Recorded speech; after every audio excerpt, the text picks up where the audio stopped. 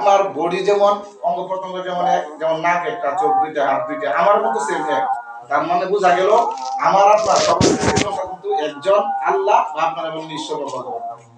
এই আল্লাহ কিন্তু আমাদের ভিতরে ব্যবধান রাখছেন। এই আল্লাহ সবাই কিন্তু মানবীয় বৈশিষ্ট্য দিয়ে দুনিয়াতে পাঠাইছে। আমাদের পাঠানোর উদ্দেশ্য হলো আমরা দুনিয়াতে চইলা ফিরা আমরা যেন আখিরাত যেটা পরকালের জীবন, যেটা আপনারা তো পুনর্জন্ম বিশ্বাসী, আমরা তো আখিরাতে বিশ্বাসী, যেটাই হোক, এইটা গঠন করে দেওয়ার জন্য আল্লাহ কিন্তু আমাদেরকে দুনিয়াতে পাঠাইছে। এবং এটা পাঠানোর জন্য আল্লাহ তাআলা কিন্তু উপাসনা করার জন্য সমস্ত মানুষকে একসাথে বলছেন। যেমন আমরা যদি আমাদের কোরআনে বলি, ইয়া আইয়ুহান নাসু উবুদু রাব্বাকুমুল্লাযী খালাকাকুম ওয়াল্লাযীনা মিন ক্বাবলিকুম লাআল্লাকুম তাত্তাকুন। এটা হলো আমাদের কোরআনের একটা ভাষা, বুঝছেন? কোরআনের আয়াতের ভিতরে আল্লাহ তাআলা বলছেন, ইয়া আইয়ুহান নাসু উবুদু রাব্বাকুমুল্লাযী খালাকাকুম ওয়াল্লাযীনা মিন ক্বাবলিকুম লাআল্লাকুম তাত্তাকুন। হে মানুষ সকল, তোমরা তোমাদের প্রতিপালকের পূজা বা উপাসনা করো।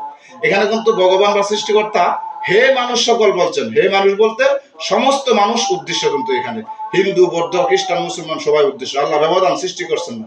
এবং আল্লাহ তাআলা বুঝাইতে চাইছেন যে সমস্ত মানুষ পূজা করবে এক আল্লাহ।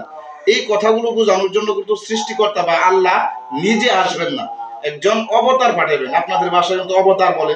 আপনাদের ধর্ম বিশ্বাস অনুযায়ী যুগ কিন্তু চারটা: সত্য, ত্রেতা, দ্বাপর, কলি। 3 যুগ চলে গেছে, এটা কলির যুগ চলতেছে। আপনারা কলির যুগে বলেন যে একজন অবতার আসবে, এখনো আসেন নাই।